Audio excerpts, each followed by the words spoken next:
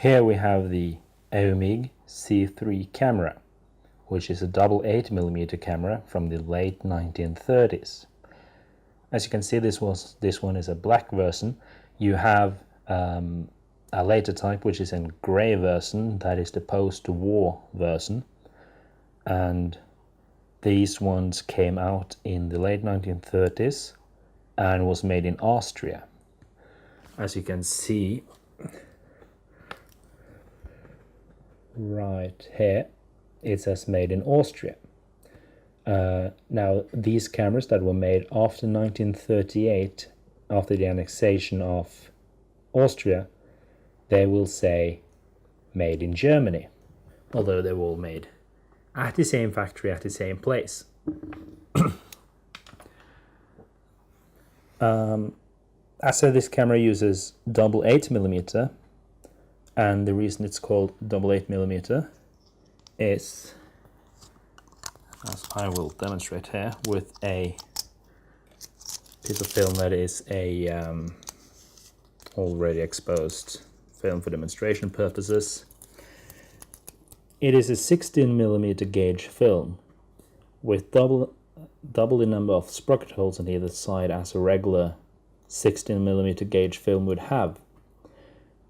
And the thing you do when you run this through the camera is you will basically expose one half of this side first, exposing many small frames along one half of the film, and after you run the entire film through the camera, you will flip it, and then you will reverse the other side. You will expose the other side of the film, and this will give you two small images on either side. And after it's been processed at the lab, they will basically slice the film down the middle, put them end to end, and then splice them. And I have here a piece of exposed double 8mm film, which, as you can see, is thinner, but if we align them up here, you will see that it is perfectly one side of the film, and the film is 25 feet in length, and when spliced together you will have 50 feet of exposed film footage to show. Depending on your frame rate, that will mean around 5 minutes. So that's a brief explanation on the film gauge used. Let's talk about the camera itself. This was a camera that was made to be very simple to use, and therefore it doesn't have many different controls, but it has the controls that you would want to have in a camera to give you the various possibilities that you should have. We can start with the front of the camera first. The big lens on the bottom, that's for your light meter. Light will go in here, and it will basically give you a gauge of if your exposure is correct. This small hole here, that is your lens in which the film will be exposed into. Here you also have a lever, which is your aperture lever. As you can see on the light meter below, there's an aperture opening and closing. That will also happen inside the lens. On the very top, you have your viewfinder. On the underside of the camera, you have your tripod socket to mount it on a tripod. On the rear side of the camera, you have your shutter release button and then your viewfinder hole. And on the top, you have a handle, which you can carry it like a purse. On this side, you have 4 different, control places.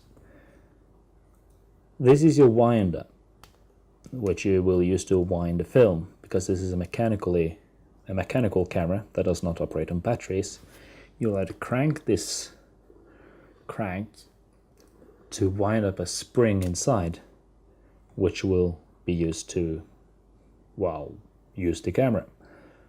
This one folds down, so it's easier to use. Down here you have your footage counter, which will show you how much of the film you have left and also how much you've used. Over here you can set, this is basically two different controls. One you will change by moving the entire ring, which, as you can see, rotates the entire thing. It has some text on it which says 6, 16, 8, 16 and 32, and also A, B, C, D and E. Now basically, if you press down the ring itself and turn it, you can only change the numbers. It doesn't go beyond 32 and it doesn't go beyond 8, which is there. This is the frame rate you will choose.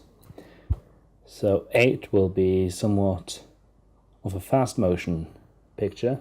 16 is your standard, which is why it is marked in red, and you have 32, which will be kind of a slow motion. This is how fast you run your film through the frame through the camera, and also how many frames you have per second. But 16 is the standard of the 1930s time. Now the knob will control the letters, and if you look at, you can hopefully see a red dot, and this is, depending on where you put it, you will program your camera to different film sensitivity levels. This one is made from a time where film wasn't as sensitive as it is today, but if you pull it down and rotate it, you can basically set the red dot to whatever letter you have. Now the red letters, they basically correspond to A is 3 ISO, B is 6 ISO, C is 12 ISO, D is 25 ISO, and E is 50 ISO. Now the film you usually get to buy today is 100 ISO. So to use the light meter, I suggest you to put it on E, and then in the viewfinder make sure that the needle for the light meter gives you a slight overexposure. The last control button you have here is this one, and that one has 3 different positions. Top is normal. This dot corresponds with the arrow here, which means normal. Here it is locked or single frame. You can rotate it there. If you rotate it forward, which is kind of hard, the camera will be running continuously without you having to press the shutter release button. Now it works by itself. You can also see the frame counter going around, around and around. You will also hear it start to die out. This was not on a full crank. A full crank will usually give you around a minute of film winding. Now, if we crank it, you can basically crank this until it basically doesn't want to go anymore. You cannot crank it the other way because it's locked.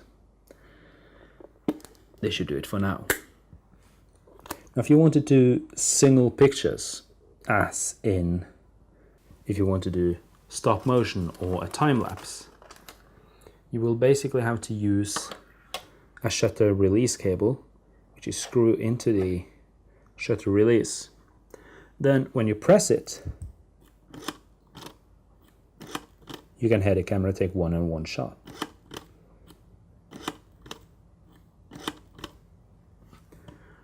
Now, because of how the camera operates, when you do it at single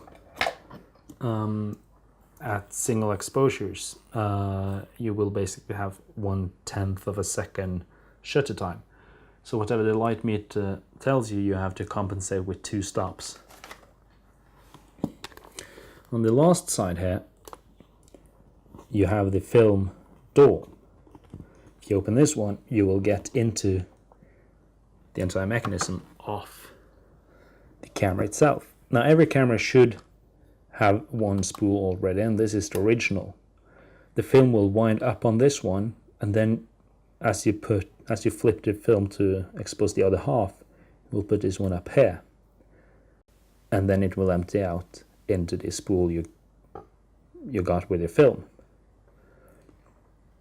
So basically, to load it, now as you put the top spool here, you will have to make sure the film goes out through the bottom, and as you feed the film, you will basically have to follow the black line. You will push the film in between the gate and the pressure plate, or the gate and the pressure plate. You'll run the film through here, then you will follow the black line down here, and then attach it to the spool. And as you expose the film, the bottom spool will basically rotate, and your film will be spooled up on this spool. So, as to demonstrate, we have our exposed film, which doesn't necessarily want to be on the spool. You pull out some film, because you will have to navigate it all through here. I usually lift out the spool, the take-up spool, and put it aside. As you can see, this one has the number 1 on it, and the other side has the number 2. So I load up the film there, and I navigate it through the black line, and I just push it between the pressure plate and the mechanism of the camera until it clicks back in place.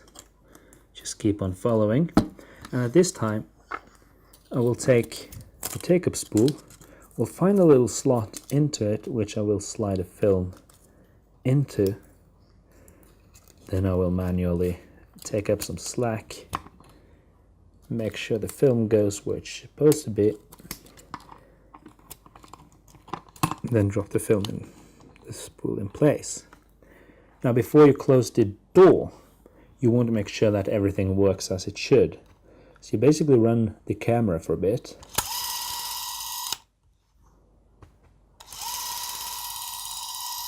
And this works without a problem. Then you will close the door, which is now secured and light tight. And then you have your frame counter, which has a red arrow, and it has a little dot on the outer circle.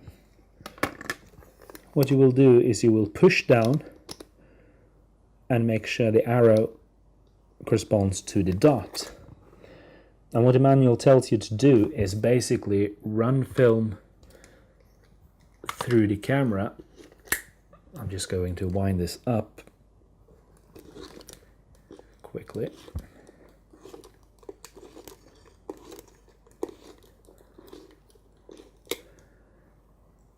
And you will basically advance the film until the outer circle corresponds with a 0. So as you can see, the outer circle advances slightly faster than the rest of the disc.